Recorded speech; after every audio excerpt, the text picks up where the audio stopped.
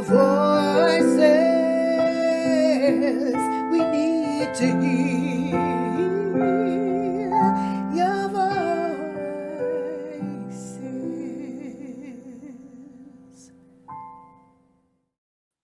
Very, very warm welcome, everybody. Welcome to Voices of Humanity at prconnectionsradio.com, the voice of new media.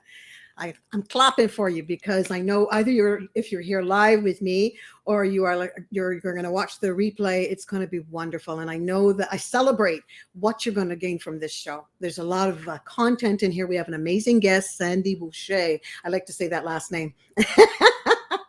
And Sandi's here with us now. I'm going to, before I officially introduce her, there's three powerful words that I see on this lady's her biography, and it's powerful, passionate, professional. She's an Indigenous inspirational speaker, and you are going to have a great time with us today. We're here to give you content, and we want to touch lives and move hearts to change. My name is Sandra McKechnie, officially again, and I run cultural sensitivity and awareness trainings called Double Consciousness. And in the trainings, we give people an opportunity to tap into their conscious unawareness. Just the possibility that you may be unaware of your unawareness, right? So you're not aware that you're unaware. And we consistently honor our Indigenous brothers and sisters in those trainings and a number of other groups, but predominantly looking at those people that descendants of sub-Saharan trade, transatlantic slave trade, apartheid, colonization. And that's double consciousness with two B's. And we will be connecting on that. But let's get back to Sandi. This is an amazing individual, and I'm going to read a little bit about her. She was actually referred to me from a mutual contact that was so excited. And I said to the person, you sure she can do an hour? And they said, can she do an hour? She speaks like for hours and hours, 9 hours, she'll speak. So I was so excited to hear from her, and I looked at her profile, and I hope you can do the same. Sandi with an I, Sandi Boucher, Boucher. Sandi Boucher is an internationally recognized and much loved speaker, a proud member of Seine River First Nation in North Ontario, Canada. Sandi is a dedicated author, activist, and advocate for both Indigenous self-determination and Canadian reconciliation. But first and foremost, Sandi is a storyteller with the unique ability to tell a story that not only increases the listener's self-awareness, but their awareness of others as well. I understand, Sandi, that storytelling is very powerful among your people. The result, a listener who never feels shamed for what they did not previously know. That probably be me right here. Okay, I'll put my hand up with you. Would never feel shamed because of what you don't know. It is this gift that has Sandi loved by so many dedicated fans and followers. So if you're on your own, or you're I don't know if you're driving, you shouldn't be driving and watching this, right? Wherever you are, just do this, because this is what's going to happen to your heart. You're really going to get a lot of content, and I believe it's going to touch your life and move your heart to change. Sandi Boucher.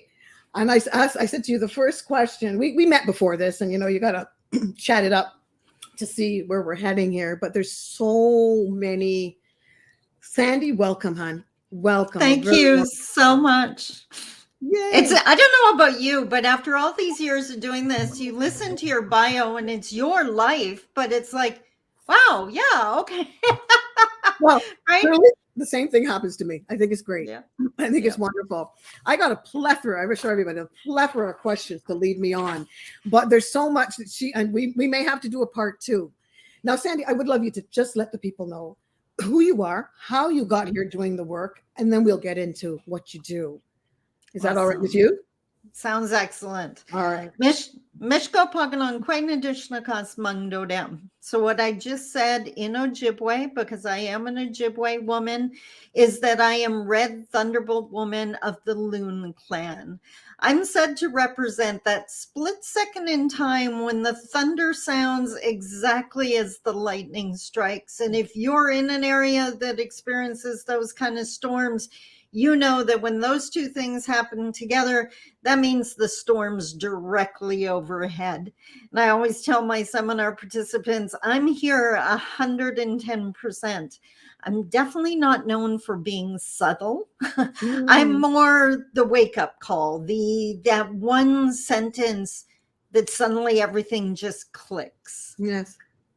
So I grew up, I am the daughter of a beautiful, strong, amazing Anishinaabe woman who, unfortunately, because she was born in 1927 in Canada, was really looked down upon, not only because she was Indigenous, but female on top of it. So just as far as the general population was concerned, she was also uneducated. My mom had a grade 4 education.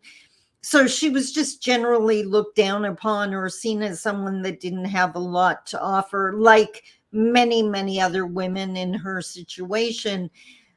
But I was her daughter. And I knew the stories she shared with me and just how much wisdom she carried. She didn't have a formal education, but she had traditional knowledge that seeped into every word and action.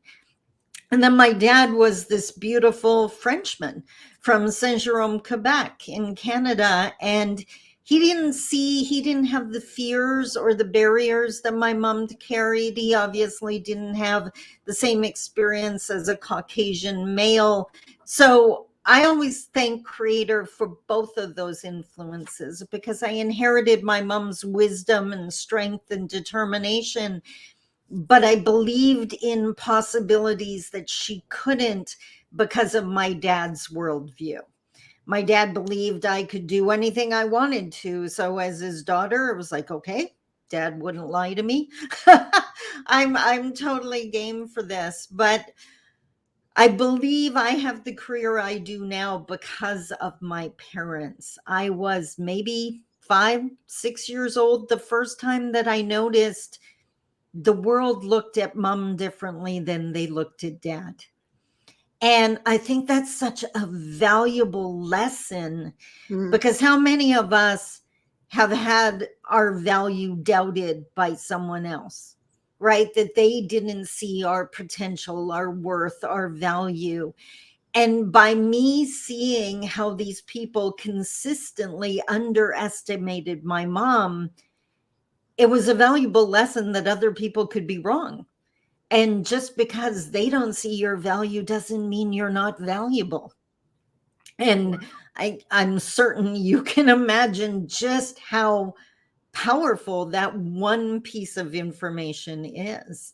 The metaphor I always use now is, imagine, we're going to have some fun here. I love imagining things. You can escape anything in your imagination.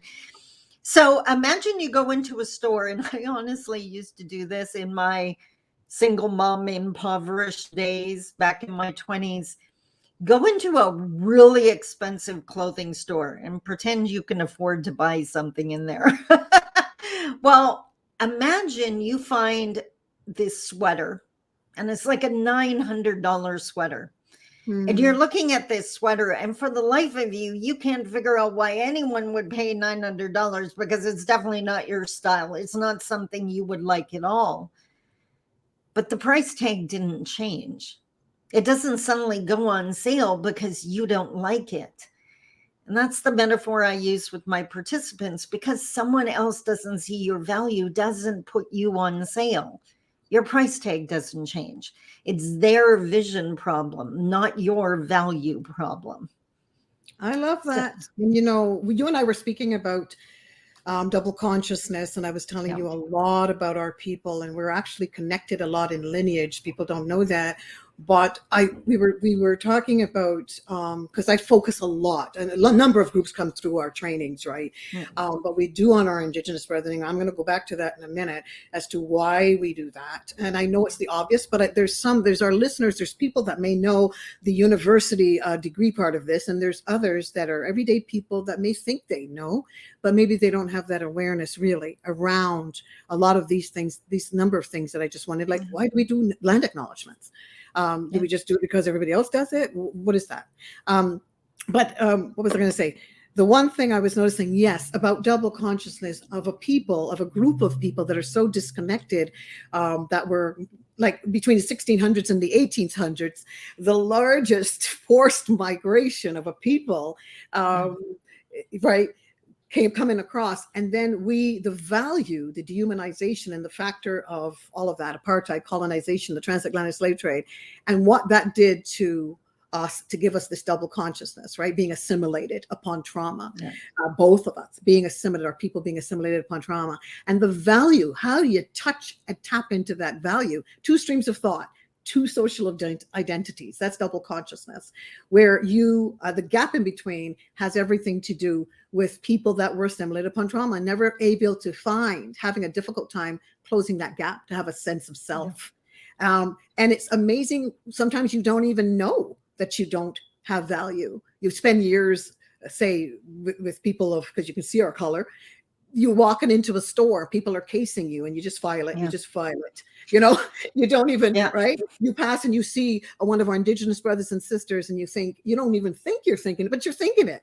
They're drinking, or they're intoxicated. They're thinking, yeah, that's what they do. Or these stereotypes and all this stuff that devalues us, the way we think in our communities. Yeah. If there's one quote I heard in terms of how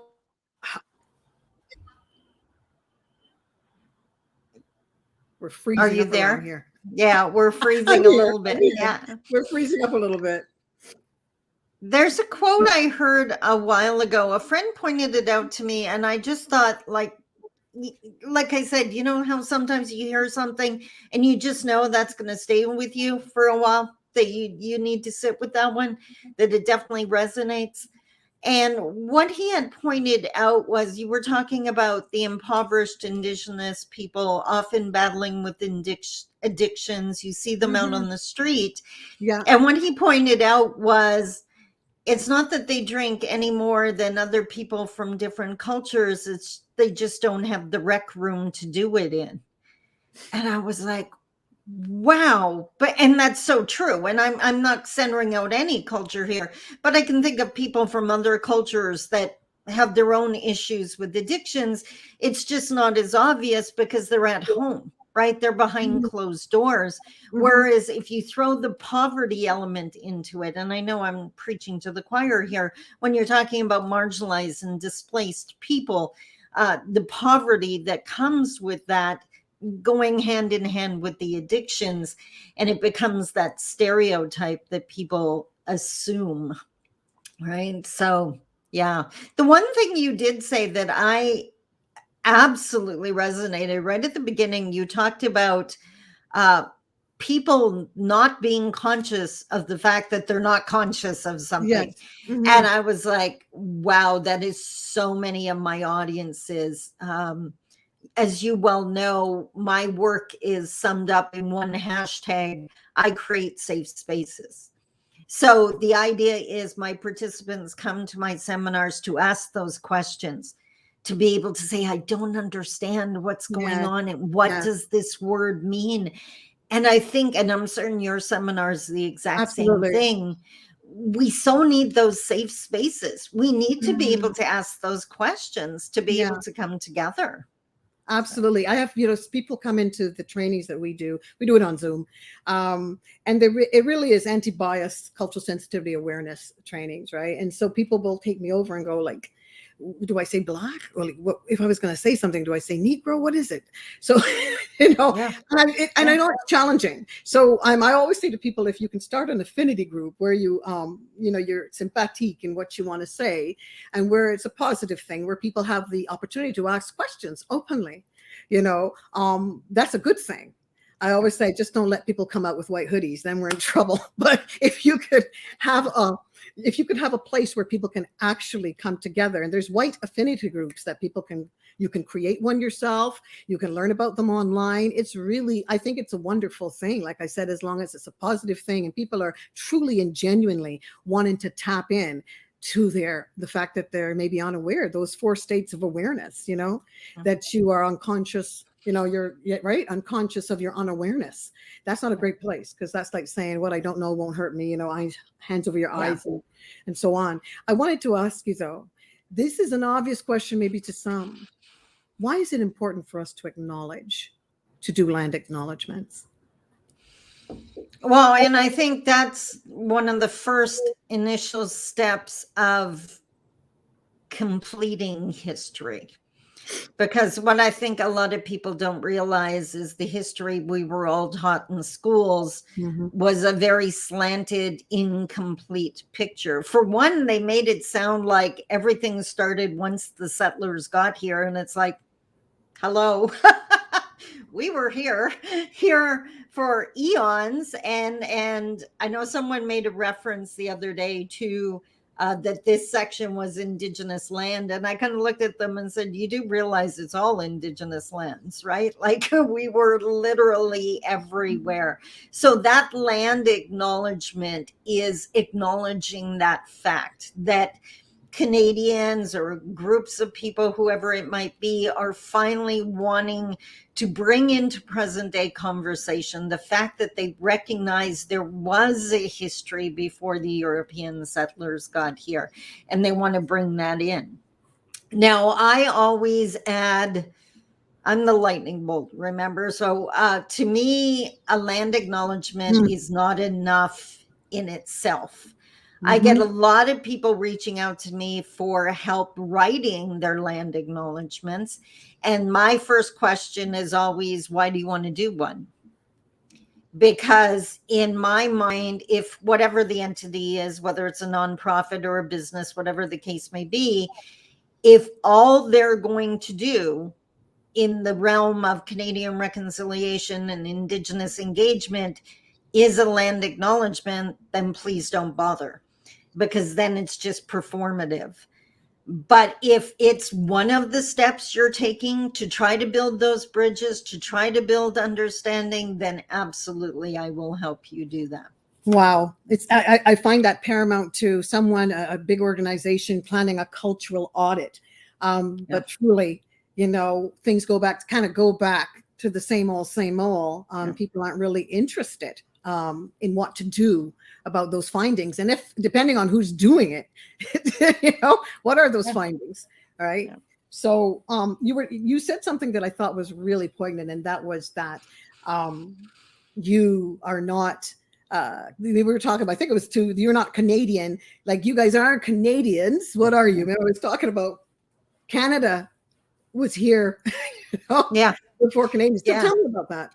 So I'm Anishinaabe Kwe. So I'm Anishinaabe, which is Ojibwe for being an Ojibwe person. And Anishinaabe Kwe just means an Ojibwe female. And because our nations existed before Canada was even a crazy idea, a lot of Indigenous people identify with their original nations. Canada came long after our nations existed. So it's like the newest name, right? So because we don't want to erase history and we want our nations are still here. They always have been, and we want them to be recognized. And I'm included in that group. We identify with those nations as opposed to being Canadian. So. Okay. I was thinking back to when you mentioned about the land acknowledgement, and it's almost like this sort of a symbolic thing. So what is the idea? You were saying that, if you just want to do a land acknowledgement, is it the idea of do the land acknowledgement, but put your hands in the work, like find out really why are you doing it? Yeah, 100%. Do a land acknowledgement, but while you're at it, look around the room and see, are there any Indigenous people in the room? If you are actually holding some kind of community gathering and there's no Indigenous people there, you missed the boat, right? Like, I think you need to work on your engagement policies. You need to reach out to someone. You need to get guidance from the Indigenous communities. Why are they not there? Why do they not feel welcome? I think a lot of people, I guess there's 2 points I should make here. One, a lot of people think that Indigenous people aren't at the gatherings because they're not interested. So wrong. I know, and we call it the two-eyed seeing. So what you were just talking about, the two different worlds. I live in the city of Thunder Bay. The Indigenous city of Thunder Bay and the non-Indigenous city of Thunder Bay are two entirely different entities. I know who my leaders are in the Indigenous realm, but I don't necessarily know who the non-Indigenous leaders are. So there's a really good chance you could be having a community event that I wouldn't even know about. Even if the second point is, even if you put out a poster or you did your social media ads, whatever it is, and you have that nice little phrase, everybody welcome, Indigenous people in Canada, that phrase has never included us. So just because I see everybody welcome, I'm not going to assume that means me. Because then it goes back to that idea of safe space. If I walk into that space, am I guaranteed that no one's going to have any comments to make that I might find offensive or even hurtful? Right? Is it a safe space and a welcoming space for Indigenous peoples? So if you truly want to engage with Indigenous people, everybody's welcome is not going to work. You have to literally go through the effort of extending an invitation directly to whatever Indigenous group you're talking to. And I think that's another disclaimer I should touch on. I always say there's no such thing as an Indigenous person, and everyone goes, what? And I'm talking about Canadian context, of course. Indigenous is this umbrella term that the government likes to use that encompasses well over 600 First Nations, not to mention Métis, not to mention Inuit. So it's a huge, huge groups. Every one of those nations has a different culture, many different languages, different traditions and ceremonies. So the word Indigenous is dangerous because it leads people to believe that we're all the same. My teachings rooted in Northern Ontario are completely and totally different from the Six Nations communities in Southern Ontario or the nations out on our east or west coast. But mainstream is led to believe Indigenous. Like I have people saying all the time, well, I love Indigenous culture. Awesome. Which one? Because there's like well over 600 of them. Which one were you? I'd love to hear which one. But it educates them on the fact that there isn't one Indigenous culture. Wow, it's interesting. I'm laughing in my insides because there's sometimes like people might look at me because of my hair or whatever, and they might say, "Oh, I love Jamaica," and I kind of look at them like, I've never been there, but but I have. It's I do too. But what's your point, right? We're the same people, but I'm actually from Barbados. Yeah. So and people assume this, So it's how do you like when we're talking about truth and reconciliation? For you, like I'm thinking of how many people in my life that are non-Blacks that are really have their hands in this work. And as time goes on, there's quite a few. I'm in a couple of groups on Facebook and I see that people, okay.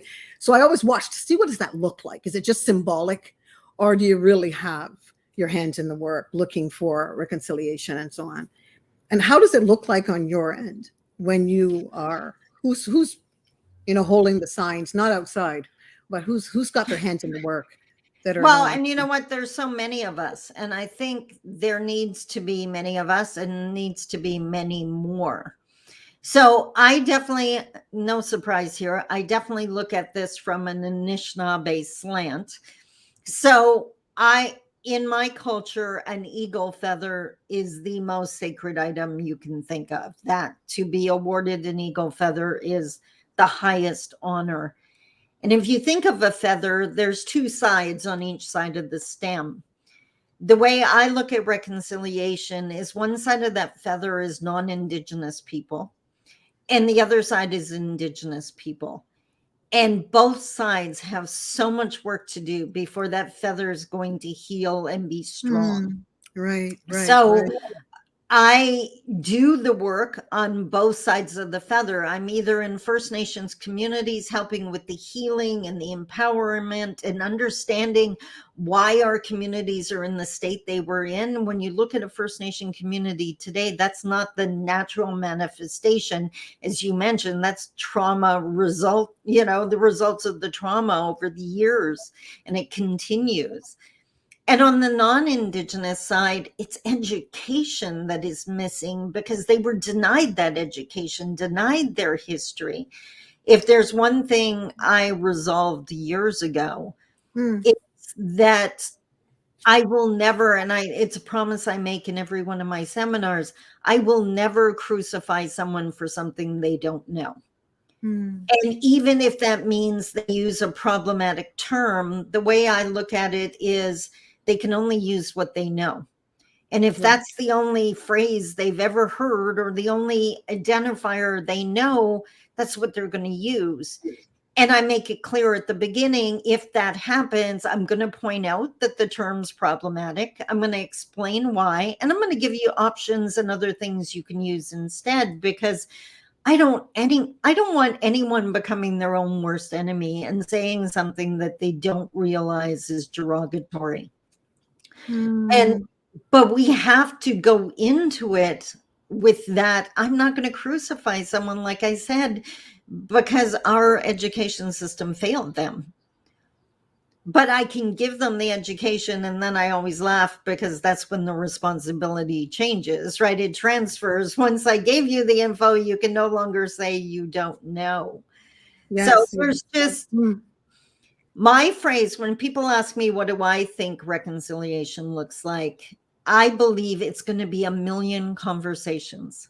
It's going to be a million questions, 100 conversations, 100 apologies because we phrased the question wrong. But it's going to be whatever the parties choose it to be. I don't think there's going to be one act, one piece of legislation, one action that's going to fix it, because individuals were hurt, families were hurt. And to reconcile, it has to be as personal as the trauma was. So what I need to reconcile with Canada is going to be totally different from another First Nation community, another person in another province. And that's what it needs to be. One size fits all is convenient, but it's not reconciliation. So yeah, the words come to me when I think about this, because I know some people that come through our trainings, I use it, 2 words, invested interest. So if someone is a teacher, someone is in social worker, human service, social services, I find that the desire to actually do something different, it's not all the time, trust me, but because people come in and it's like, wow, I got it. And deep down, my administrative facilitator and myself, we kind of go, it's going to take a minute. I've got people that have come through it 5 times. It takes this whole, if you have an invested interest, you are finding that people may want to take a training. People want to, find out more. And that to me is because you see people acting out. We were talking about, you might see an Indigenous on the road and they've drank too much, or you think they have, like you said, though, they're not behind closed doors.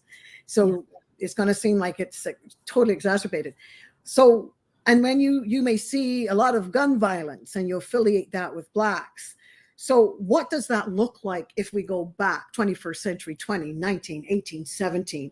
It's logical when we say it, but looking at that disconnect and trying to close it where, and I love what you do. I was looking at some of your videos, just educating people on this didn't just show up here in the 21st century. It's impossible. Let's go take a look. Let's go back into that time warp and take a look. Yeah. And so I love what you're doing in that. There's reasons. Now I don't keep, like, for instance, I don't keep Thanksgiving. Can you tell us a little bit about Thanksgiving the way you see it? Well, for one, in Anishinaabe culture, gratitude and giving thanks is something we do on a daily basis. Mm-hmm. So I don't celebrate Thanksgiving either. Celebrating the settlers getting here, that kind of like let's go back to the fact that I'm Indigenous. Like, Yes. why would I? It's, for me, it's in line with Canada Day. And I haven't celebrated Canada Day in probably near 2 decades. For the exact same reason that Okay. there's a lot of work to be done. And once we're well into that action plan, I'll go back to being proud of this entity called Canada. But right now, no. And I was blown away when I saw the Cancel Canada Day movement this year. So I lost my mom in 2005. And when things like that happen, I always instantly go to, I wish mom was here, because she never would have believed She wouldn't this have many believed it. people care, right? That this many non-Indigenous people, allies, are standing behind us. Like, and of course, I know she can see it from spirit world, but yeah, it's just, it blew me away. And I'm a motivational speaker. I'm one of the most positive people you could meet. But even I didn't expect that kind of support. And I think Indigenous people need to see that. They need to see, I know a lot of people dismiss it and think it's no big deal, but you know what? Our elders need to see that. Our survivors of residential school need to see that. They need to see that because it's one of the steps in this very long journey. My elder always reminds me every time I get frustrated because things aren't moving fast enough, or we seem to be taking 2 steps backwards, because that happens sometimes. I hear Just you. laugh. Yeah, she just laughs. You're going to love this. She just laughs at me and says, "We're not fixing this by Tuesday." Yes. True. Right. And it's just True. a reminder that we're undoing generations of damage. And that's going to take, what, like I said, a million conversations, but we're having one right now. So, and I love it, because it's almost like you're saying the same thing over and over again in a different way all the time. I remembered when I started to do this work, and my friend said to me, we're okay. What's this? Where'd you get all this from? And I thought, well, I felt like saying I got it from my colonizers, but I'm just kidding. But what I really wanted to say, because a lot of it, we were assimilated, and upon trauma, part of this, we forgot who we were. And this is an amazing thing, because when I look a little bit about the Indigenous, I realize I love the fact that on so many levels, my Indigenous brothers and sisters fought so hard not to forget. And of course, we're same but different, because there's a lot that went on in our space. But when I think of the fact that when I do double consciousness, when we do these trainings, it's going back is the hard part. And we end up in a spot where people finally come back into the 21st century and go, oh my gosh, I didn't know this. So my question to you is, how many I didn't know this do you get when you're sharing this content? Do you find a lot of people, oh my gosh, I didn't know? 100%. And that goes back to the I create safe space, because I know they don't know this. I know their heart's in the right place. I know, like, problematic people don't come to my seminars. Let's put it that way, right? Like, they're not even in the building. The people that are in the building are trying to make a change. They want to understand. And I know, like, they are blown away when they hear the information. And that's where the storytelling you touched on plays so beautifully into the narrative, because if I stand there and preach at people, defensive walls are going to go up. They're going to start feeling shame and guilt. And I honestly don't need anyone feeling guilty or shame, because then they won't do anything. And we need action.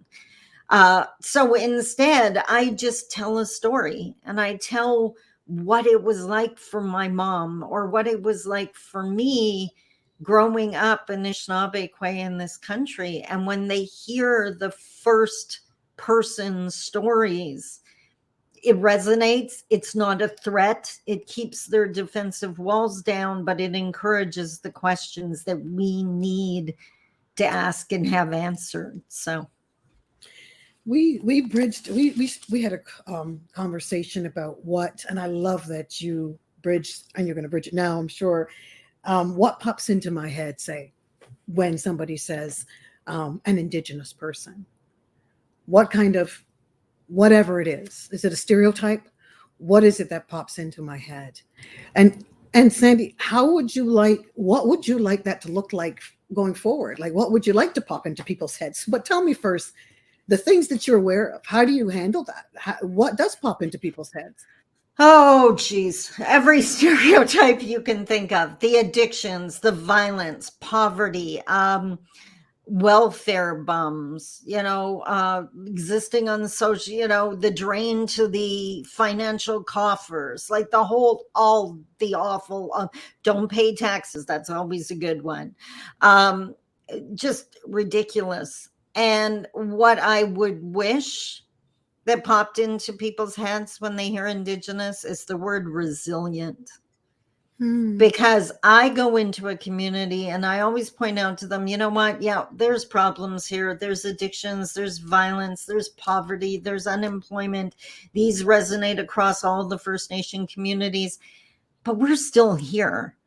And we're still laughing and we're still having kids and you're still attending seminars to try to get better at this in spite of everything that happened. You're laughing, you're telling jokes, you're making a good meal and sharing it with people. That is amazing. I don't know. And of course, I'm biased. I'm Anishinaabe, but I've traveled to all these different nations across Canada, and to hear their stories of pain, 10 minutes go by, and then now they're laughing at lunch. Just the strength, the humility, and the resilience of Indigenous people never ceases to blow me away. So, yeah. Wow. I'm thinking of two words came to me just now again, invisible unawareness, because I support a couple of people right this minute in areas of social justice, right? Black, and going through coaching, right? Because this is where my area, right? So I'm coaching in this area. We do trainings in this area. And just to actually see someone, just like what you just said, like this, we're talking about invisible in a moment. But this invisible, this unawareness that is up in our management and in the government. And when you actually go before in an arbitrary situation, you go to arbitration for someone on the job, say, I'm just saying, and you get up there, and I had a lawyer said to me, nothing's changed. And nothing's changed. And these people, these lawyers, are going out to lunch together, and they're greasing each other's palms or whatever that was. And I was shocked. She's talking to me because I'm here trying to support someone that is in tears, that is hurting, that is feeling the trauma and the stress, probably not aware. It's a little easier when you're aware of what happened to you, and you have that disconnect closed, that hundreds of years of trauma. You can get that because then you can face it. You know what it looks like? But she's sitting there and we're trying to handle the situation. And I'm hearing that all this aware that you want us to be, it's invisible. Nobody cares, from a lawyer. And it's saying to me, this is how they're going to play this out. And it pretty much went the way that it was played out. So when you're speaking about that, I think of when we were talking about feeling invisible, that your people end up feeling invisible. Like, what does that really look like? Invisible to other people. So, we see each other. And it's one of the reasons I get asked all the time, if it's so awful in the communities, why do they keep going back? Like, why don't you just move? And it's because we're not invisible in the communities. No one's going to judge me for having struggled with an addiction in a community because their family has too. And the fact that, I'm a 10-year domestic abuse survivor, no one's going to look down on me for that because so are they. It's such a beautiful place of acceptance because of the mutual trauma. And I know that sounds sad, but it's also the one place in the country where there is no racism.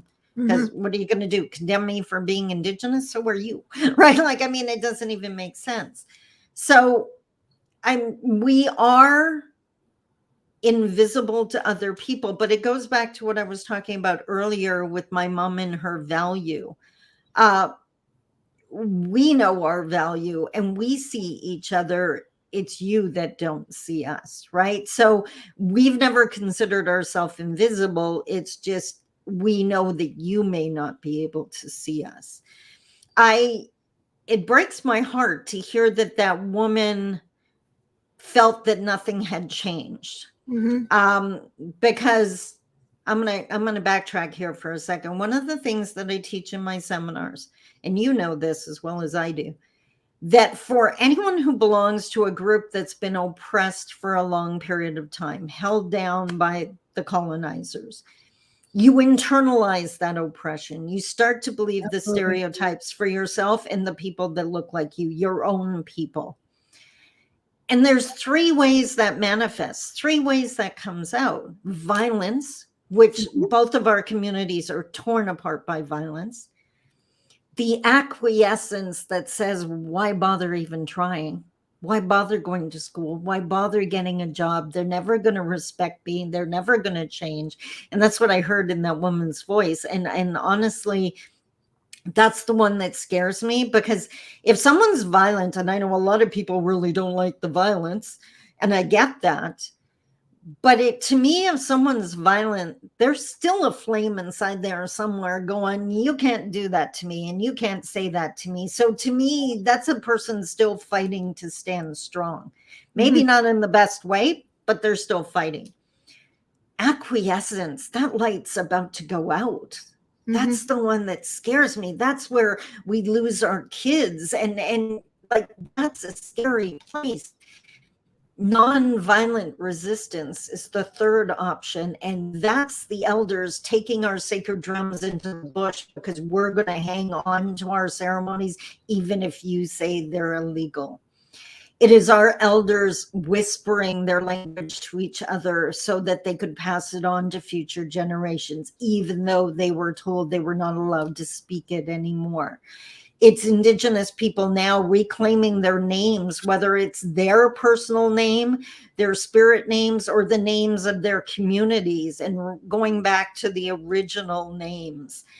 There's so many actions that fall under nonviolent resistance. Every single conversation I have, every single time that I'm one thing, I don't know if you've probably run into this, I'd be willing to bet. It's something I never anticipated. I was so focused on the work and being positive change and educating people that I didn't realize that after so many years, the fact of who I am becomes an example and becomes a form of nonviolent resistance. So now I empower young women, especially, not only with what I say, but the fact that I exist, the fact that I do this work, the fact that I've been successful in business for 13 years. And they look up and think, wait a minute, you mean I can do more than poverty and surviving violence and being looked down on? Because they know my story. They know I've sold furniture to feed my children.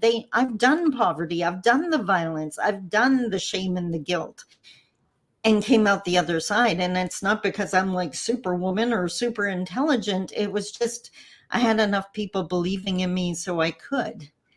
And that's what I pay forward to pay back. If I believe in you, I'll keep going until you join me in that. Right? Wow.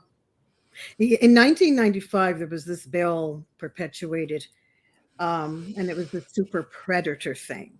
And that had to do with Blacks, Indigenous, Afro-Latinos, and the face of we were the calendar boys and girls of, well, especially our men, of this super predator thing that was around. And it was a whole bill to get the super predators off of the street. And I remembered, as I started to look at it, we go through this in our trainings, the face of the super predator is really not Indigenous, Afro-Latino, or Black. When you really look at apartheid, colonization, sub-Saharan trade, when you go back and look at what that is, when you look at what what used to be blue on black, but I think there's different colors now, blue on black, or when you think about what it really is, who is dehumanizing whom. So we think of where that comes from, And and I love when I was in this situation that we were talking about in this area of social justice and supporting this individual, and I was in there with another person that had gumption, that had fight, and in the room there was this internal, this oppressed sort of stench. And I had to do everything in me to keep pushing. It was like giving birth to something. And that's why I keep doing what I do. Because no matter it looks like it's not going to happen, I have to open my mouth. I think the knowledge, we talked about knowledge. Without knowledge, people perish, really, right? If you don't know what you don't know until you don't know that you know. And then you can plan on doing something about it. Our listeners, you can do something about it. That's one of the things we tout. It's not your fault. You may not know A, B, and C. We don't need a doctorate in this. But we can still do something about it. We can attend. You can do something like look on YouTube for Sandi Boucher. You can come to one of my trainings and all the other ones out there that give you an opportunity to at least acknowledge to the beginning. You know what? I'm aware of my unawareness. I have no clue. And I have so much to learn as an individual doing this work. And I'm sure you feel the same way. Every day there's something. The one thing... Truth and reconciliation. And the one thing I'm seeing is, and I'm going to guess it's because sitting in truth is uncomfortable, and identifying all this stuff I don't know doesn't really make me feel comfy. So way too many people want to rush to reconciliation. And actually my book, The Path, highlights why we're not anywhere close to reconciliation yet, because there's work on both sides of that feather that need to be done first. And until we have truth, there can be no reconciliation. And I know you touched on it earlier with Anishinaabe culture. The medicine wheel is a teaching tool we use often. So if you think of a circle divided into 4 equal quadrants, one of the things it represents is the 4 stages of life. So baby, youth, adult, and elder.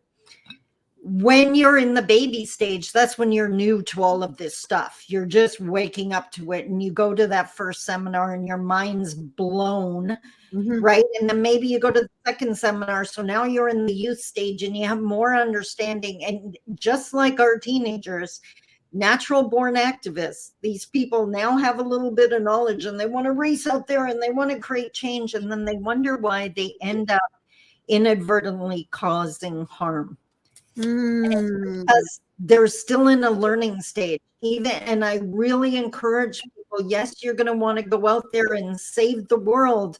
Yes. Rein that in a little bit more and listen more, learn more, because it's not, the action doesn't come until the adult stage. I love when you've now got that foundation and you can make steps that aren't going to accidentally hurt someone. And I see it happen all the time. Totally. So. The boycotting, the walking in, the standing in, you know, when I think of the movements, huge movement out here, I think it's wonderful. And a lot of people have wonderful intentions. And I think to myself, the real movement started with James Baldwin, with Malcolm Little, aka Malcolm X. These movements started with Amos Wilson. These are I call them my elders, and it goes beyond that. These movements started with Dr. Martin Luther King, and you know, we today reap from a lot of the symbolic things that are put forward, the symbolic movement, and right.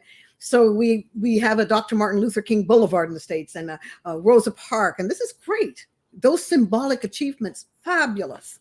But when it comes down to put in your hands the people that have died, white people that have died for us, people that have died for us, getting us from the South, people to the North, through the Underground Railroad, and what really happened, and psychologically, what does that look like for us, you know? So I look at the movements and I think, oh my goodness, if people can go and really sit down, and we got YouTube, we got Google, you can actually learn so much from our elders. And I'm sure you have your people, amazing people that you have learned from. To me, an amazing ally, when you meet them, the word that comes to mind is humility. Yeah. Don't grab the microphone. Our allies are passing us the microphone, right? They're getting it from whoever and making sure that our voice is included. They're Like that. inviting us into the Yeah. meeting. They're not Mhm. speaking for us. They're making sure to create opportunities so we can speak up. One of the most beautiful examples of allyship I've ever seen, a young professor he did live here in town for a while and worked at the university, white man, right? Like the privilege, the whole 9 yards. We were actually having a gathering of Indigenous peoples here in the city, and he showed up, and instantly he saw all of us gathered there at a public park, and to him, he knew that his role is security, that all we needed was to make sure we were safe to be able to do what we needed to do. So he threw on one of those safety vests and he started directing traffic. He knew it wasn't his voice that was important.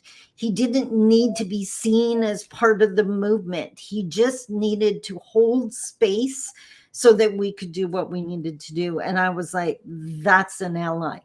Because it wasn't about ego. It wasn't about being seen as someone who gets it, because he understood it wasn't about him at all. So if someone wanted to even just get a training or teaching, is there something that you can, a direction that you can point our viewers in? Like if they wanted some information, well, to start.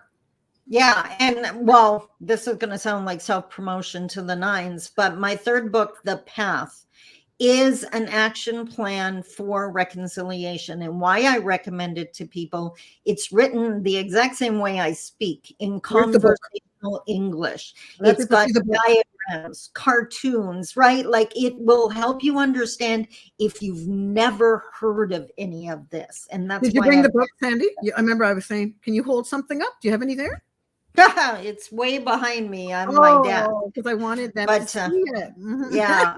If you go to my website, sandiboucher.com,